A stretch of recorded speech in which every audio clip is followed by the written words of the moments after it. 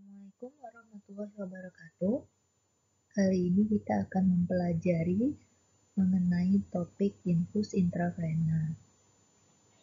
Nah, dalam pelajaran kali ini kita akan membahas apa saja jenis-jenis infus intravena, lalu lokasinya di mana saja, dan bagaimana cara memasangnya.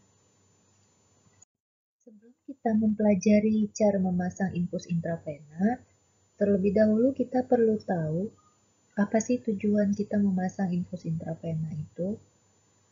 Adapun tujuannya adalah mempertahankan cairan tubuh yang tidak bisa dipertahankan melalui oral, kemudian mengganti cairan tubuh yang hilang, ini biasanya pada kasus-kasus luka bakar atau pendarahan, kemudian mengatur keseimbangan cairan tubuh, biasanya pada kekurangan elektrolit ya.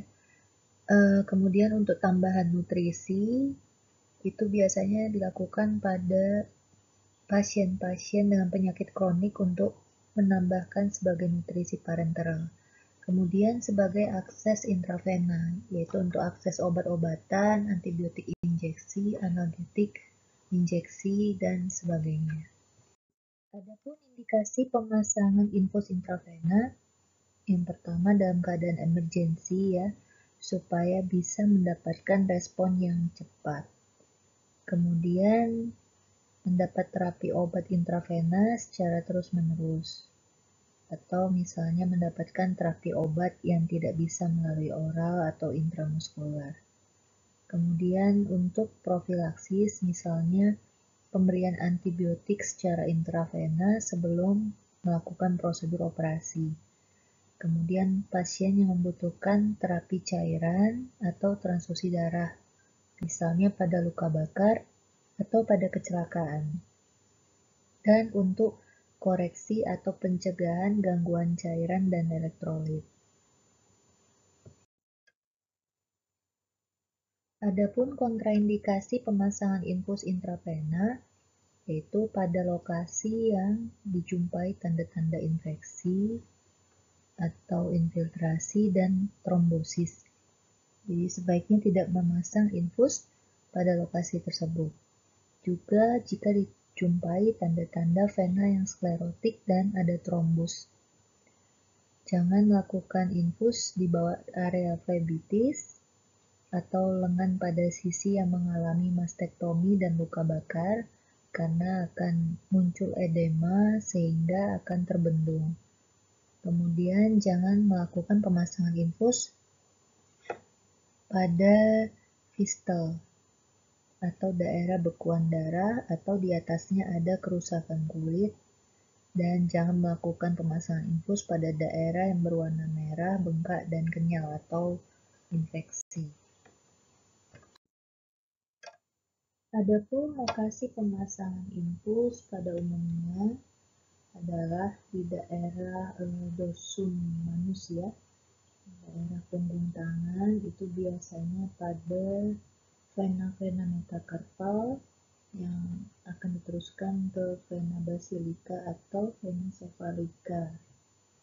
Nah, dalam memilih vena-vena ini, usahakan pilihlah vena yang paling besar dan yang paling lurus di antara semua vena yang tampak. Kemudian dalam penyuntikannya itu biasanya pada sudut 15 derajat ya, kalau di dorsum manus, menyuntikkan jarumnya pada sudut 15 derajat sampai 45 derajat jika itu pada daerah ekstremitas superior. Kalau pada daerah ekstremitas superior biasanya dimasukkan di lokasi vena basilika ya, itu ada terlihat di bagannya.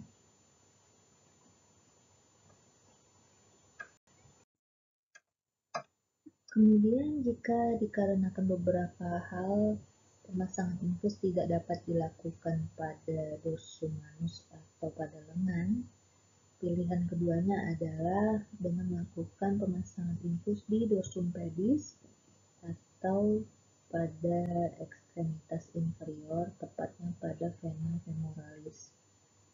Nah, kalau pada dorsum pubis itu biasanya dilakukan pemasangan infus di dorsal venous arch atau arcus venous dorsalis.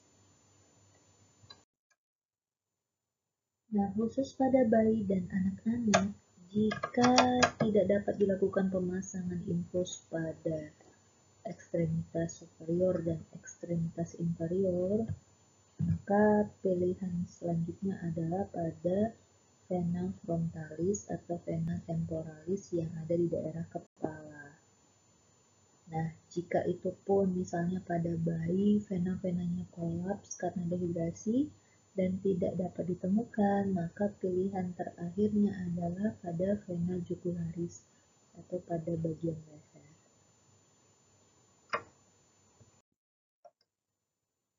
Seperti yang telah dijelaskan pada topik kontraindikasi pemasangan infus tadi, jika akan memasang infus, hindarilah lokasi-lokasi berikut ini.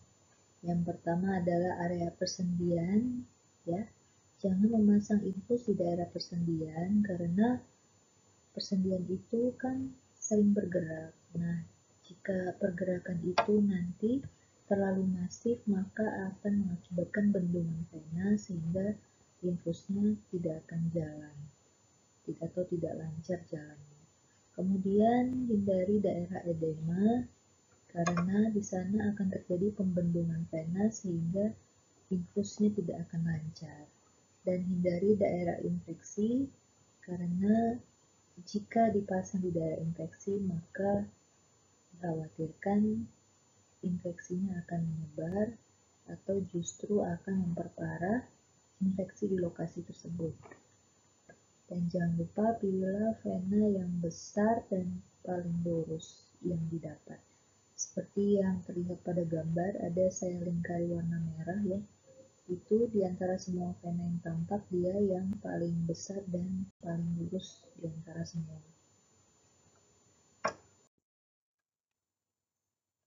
Adapun jenis-jenis infuset, yang pertama adalah infuset mikro. Biasa digunakan pada anak-anak atau bayi. Kemudian infuset makro biasanya digunakan untuk pemasangan infus intravena pada dewasa. Yang membedakan infuset mikro dan makro adalah seperti yang saya lingkari warna merah ini. Jadi pada infuset mikro itu ada jarum mikronya di dalam tetesan infusnya. Kemudian pada infuset makro itu tidak ada jarum tetesan mikronya. Nah, kemudian yang terakhir adalah transfusion set, digunakan untuk pemasangan infus intravena pada transfusi darah. Nah, pada transfusion set ini ada ciri khasnya yaitu adanya seperti saringan ya pada tetesan infusnya. Jadi jelas ya bisa dibedakan mana infuset mikro, infuset makro, dan transfusion set. Nah, bagaimana cara menghitung jumlah tetesan pada masing-masing jenis infuset ini? Jadi, 1 tetes pada infuset makro itu sama dengan 3 tetes infuset mikro. Adapun misalnya 1 cc itu sama dengan 60 tetes infus mikro, 20 tetes infus makro, dan 15 tetes transfusion set. Berikut adalah cara menghitung jumlah tetesan pada masing-masing jenis infus set. Adapun jenis cairan infus itu terbagi menurut osmolaritasnya seperti cairan hipotonik, isotonis, hipertonis, kristaloid, dan moloid, sedangkan menurut isi kandungannya adalah cairan elektrolit, karbohidrat dengan elektrolit, cairan protein, dan plasma expander. Nah, pemilihan cairan infus mana yang harus digunakan itu harus disesuaikan dengan tujuan pemberian cairannya seperti yang telah disebutkan di depan tadi. Jadi jumlah cairan pada tubuh kita itu adalah 60% dari total berat badan. Nah, dari 60% ini terbagi lagi atas cairan tubuh yang berada di intraseluler atau di dalam sel itu sebanyak 2/3-nya, dan kemudian cairan tubuh yang berada di ekstraseluler atau ECF ya, itu sebanyak 1/3-nya. Nah, kemudian di intravaskular juga ada 1/4 dari total, dan interstisial itu ada 3/4-nya. Dengan osmolaritas normal itu 285 sampai 295 miliosmol per kilogram berat badan.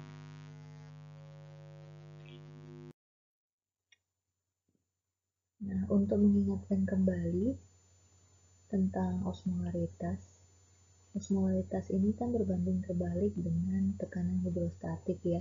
Kalau tekanan hidrostatik akan berpindah dari tekanan tinggi ke tekanan rendah. Sementara kalau osmolaritas cairan itu akan berpindah dari osmolaritas rendah ke osmolaritas yang tinggi. Jadi kalau kita berikan cairan infus intravena yang hipotonik, sehingga tekanan osmolaritas di intravenanya akan rendah, maka cairan akan berpindah dari intravaskular ke dalam interseluler atau ke dalam sel. Cairan akan keluar dari pembuluh darah dan masuk ke dalam sel sehingga terjadi pembengkakan sel dan terjadi edema. Sedangkan kalau kita memberikan cairan intravena yang isotonis, maka tekanan osmolaritas cairannya akan sama sehingga distribusi cairannya atau perpindahan cairan akan seimbang dari dalam intravaskular ke intraseluler ataupun sebaliknya.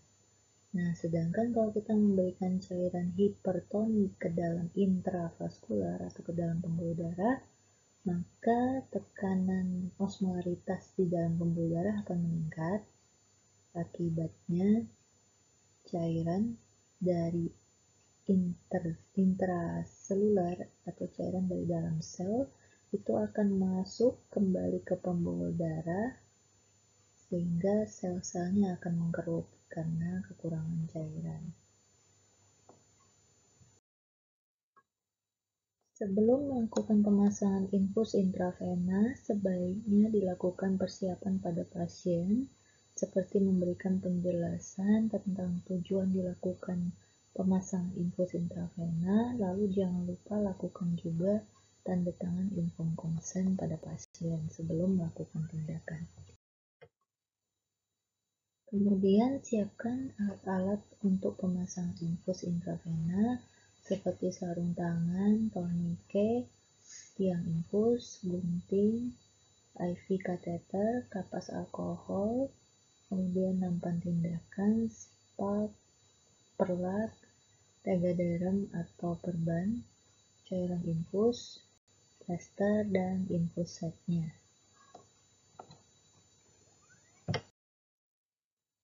Jangan lupa sebelum pemasangan infus, lakukan persiapan cuci tangan menurut WHO sesuai dengan step-step yang ada pada gambar ini.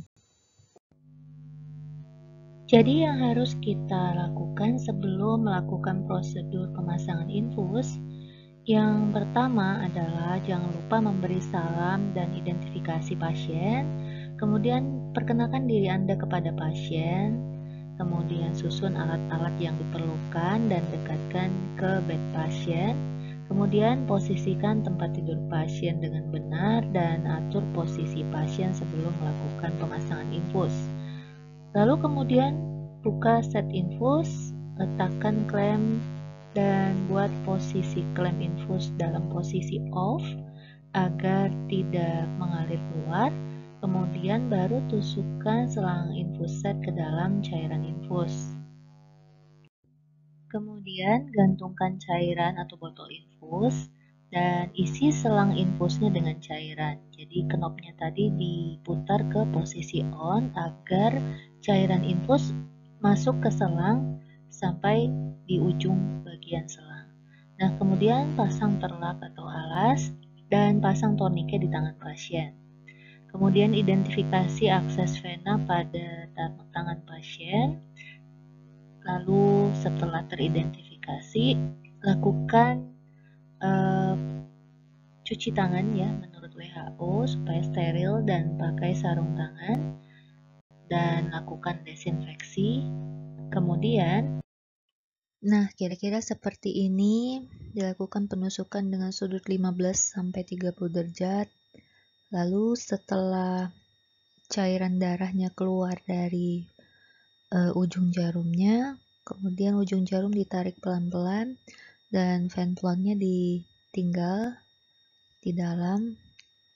Lalu setelah itu difiksasi ujung venflonnya agar tidak berpindah tempat. Nah, kira-kira seperti ini teknik penusukannya. Kemudian jarum ditarik sedikit, lalu plastik intravena kateternya dimasukkan pelan-pelan ke dalam vena. Untuk lebih jelasnya nanti bisa dilihat di video tutorial. Nah, kira-kira begini gambarannya jika dilihat dalam penampang melintang ya. Jadi kalau kulitnya diiris, kira-kira ujung jarumnya sudah menyentuh vena. Kemudian ujung jarumnya ditarik pelan-pelan sehingga kateternya tetap tinggal di dalam.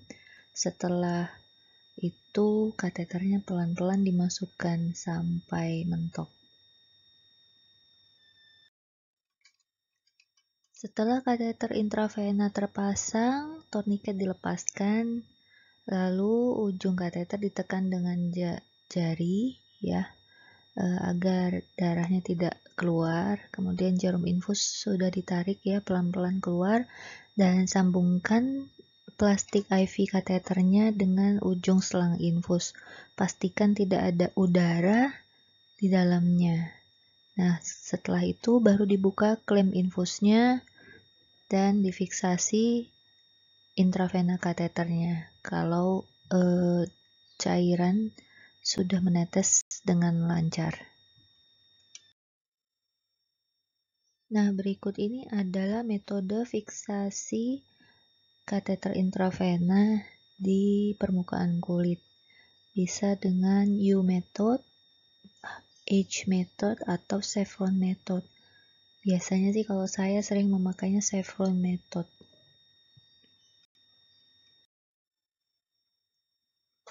Nah, ini adalah cara fiksasi yang lain dari kateter intravena dengan menggunakan transparan dressing atau biasanya disebut juga tegaderm. Nah, dengan menggunakan ini lebih praktis dan bisa tahan air. Kemudian di atasnya ditaruh kasa dan plester berbentuk H seperti pada gambar. Kemudian atur tetesan sesuai kebutuhan, dan setelah selesai alat-alatnya bisa dirapikan, kemudian cuci tangan Anda dan silahkan diobservasi pasiennya. Kita harus berhati-hati dalam memasang infus karena ada kemungkinan terjadi komplikasi. Jadi komplikasi lokalnya bisa terjadi plebitis atau radang dinding pembuluh darah vena sebagai akibat dari salah mencucukkan jarum infus. Kemudian bisa juga terjadi infeksi jika sterilitas prosedur pemasangan infusnya tidak dijaga. Dan komplikasi secara sistemik itu bisa menyebabkan kelebihan cairan tubuh yang dapat menimbulkan edema paru. Jadi pastikan hati-hati dalam menghitung cairan yang akan diinfus melalui intravena. Nah, kemudian bisa juga komplikasinya kekurangan cairan tubuh karena Anda memasukkan cairan infusnya kurang dari dosis yang dibutuhkan. Kemudian bisa terjadi kelainan elektrolit, gangguan keseimbangan asam basa, dan bisa terjadi emboli udara. Baik, demikian kuliah kita pada hari ini. Lebih dan kurang saya mohon maaf.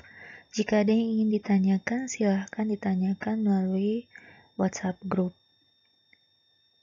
Sekian dan terima kasih. Wassalamualaikum warahmatullahi wabarakatuh.